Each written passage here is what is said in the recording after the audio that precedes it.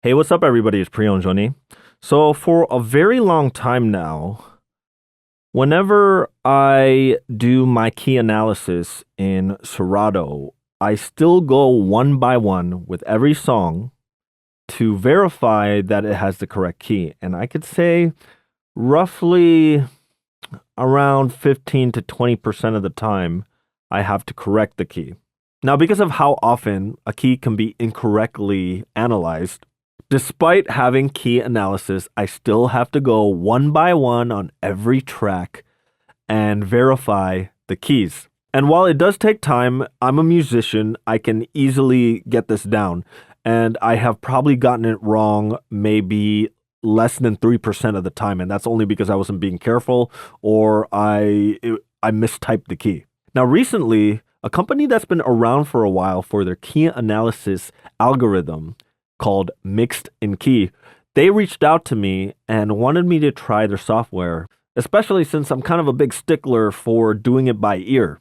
So I decided, yeah, let's go ahead and see how this fares up to what I have right now.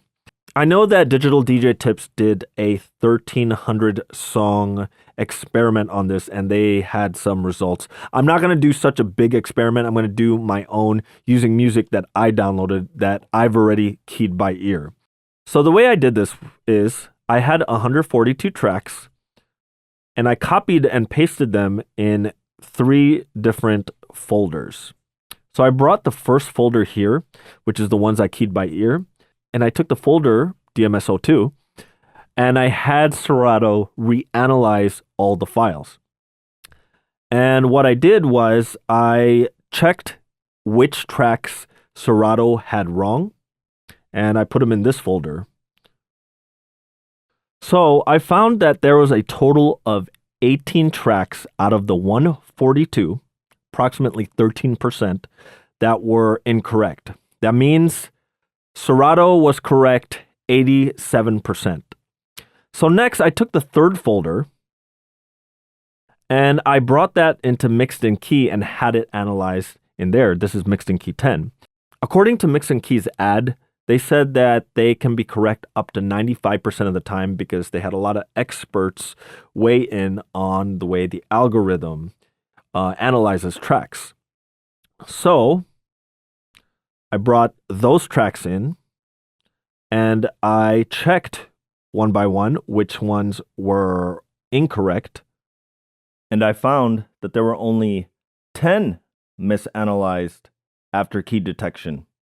That means only 7% was wrong. That's close to half of what it was on Serato, and a total of 93% correct using Mixed in Key.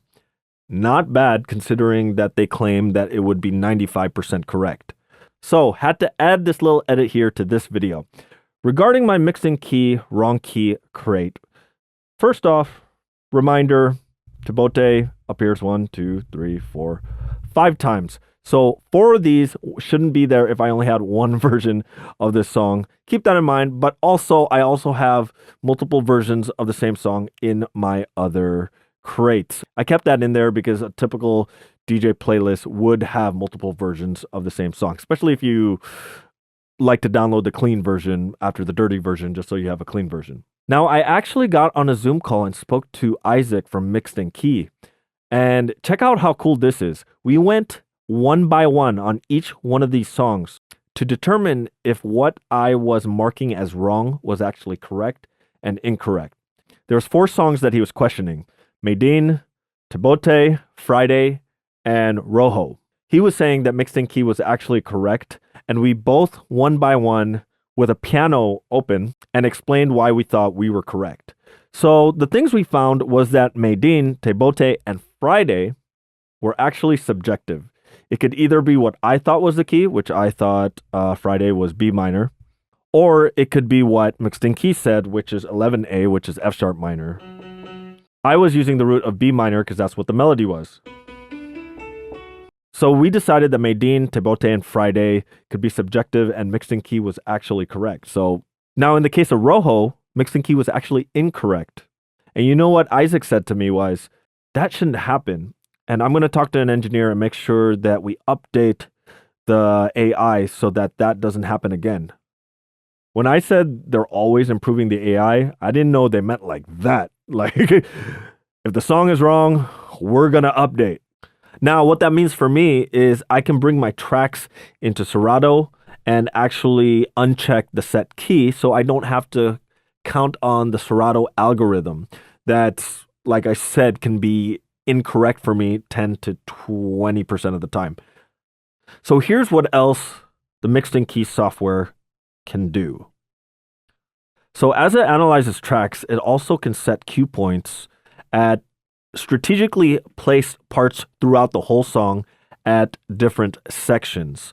Now you can actually export these cue points to Serato, Tractor, and Rekordbox XML. So if you're a person who doesn't really like to go one by one and set your cue points for every song, this makes it a lot easier for you because it places it in sections of the song that make sense with all 8 hot cues. Now it can also update your tags in however format you want, including adding the key to certain parts of the tag, including the comments or in front of the artist name, in front of the songs. And by tags, I mean your Camelot key with your BPM. Other cool things here is your key notation can either be in Camelot code, which is the 1 through 12 A and B. It can also be shown in traditional notation in flats or sharps. One of the things about the tempo analysis that I like is that it can show you rounding of the value so that it doesn't get into the decimal places. So if you have a 128.03, it's just going to show you 128.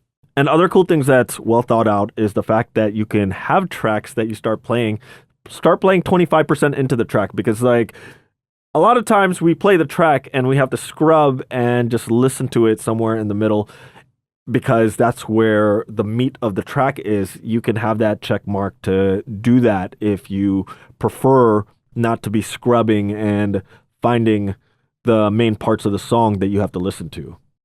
So I have to give a shout out to my friend Phil Harris over in the UK, because when I told him about my method for key analysis where I have Serato analyze it, and then I have to basically check the homework and make sure that the wrong ones are corrected, he suggested to me, "Hey PJ, why don't you use mixed in key?" And I'm like, no, my ears are the most reliable thing.